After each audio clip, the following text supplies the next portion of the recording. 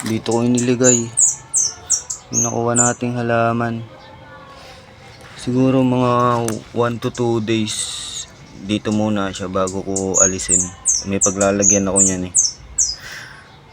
Lalagay muna natin ng 1 to 2 days dito para mag-adjust yung mga ugat niya.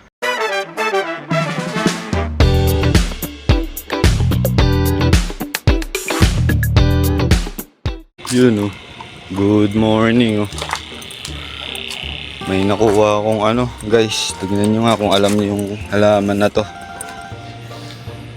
Ano, nakita ko sa YouTube, isa to sa pinakamagandang halaman para sa tubig ng aquarium eh.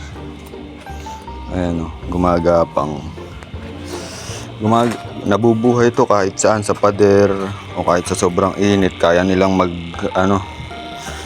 mag-adapt ng mabilis. Sinearch ko ano ang pangalan nito eh, Photos plant. Photos plant, hindi ko alam kung anong tawag na ito sa atin. Isa to sa nagfi-filter ng tubig sa aquarium. Tsaka nagbibigay ng magandang oxygen sa tubig.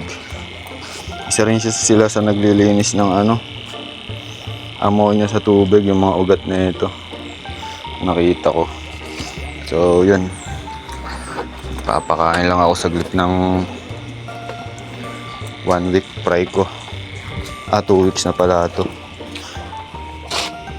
2 weeks na fry. Ayan o. Yan yung halaman ko, yan o. Parehas na ito yan. Kaya lang may puti-puting spot to. Kasi depende ata sa nakukuhang sustansya sa lupa. Ayan. Hindi ko alam kung ba't ganito itsura na ito, pero parehas lang yan. May mga iba't ibang klase lang kasi sila. Kumbaga iba't ibang variety. So ito yung February 13, March 2 weeks, mag 3 weeks na pala ito. 3 weeks. Kita na ba? Ayan. Konti lang to eh. Kumbaga tinetesting ko lang buhayin. Yun guys oh. Dito ko iniligay yung nakuha nating halaman. Siguro mga 1 to 2 days dito muna siya bago ko alisin. May paglalagyan ako niyan eh. Lalagay muna natin ng 1 to 2 days dito para mag-adjust yung mga ugat niya. Magpapalit kasi yung mga ugat niya ng puting ugat kasi sa underwater ma-adapt niya yung underwater. Galing sa sa lupa, sa pader. So mag-a-adjust pa yan yung ugat niya. Magiging puti. Op! So yun. May tumawag sa akin, may nanghingi ng bote ng Wilkins. Ito. Iniipon ko pa naman yan para sa mga future jarring natin. Kaso ang tagal na, hindi pa rin ako nakapag-jarring.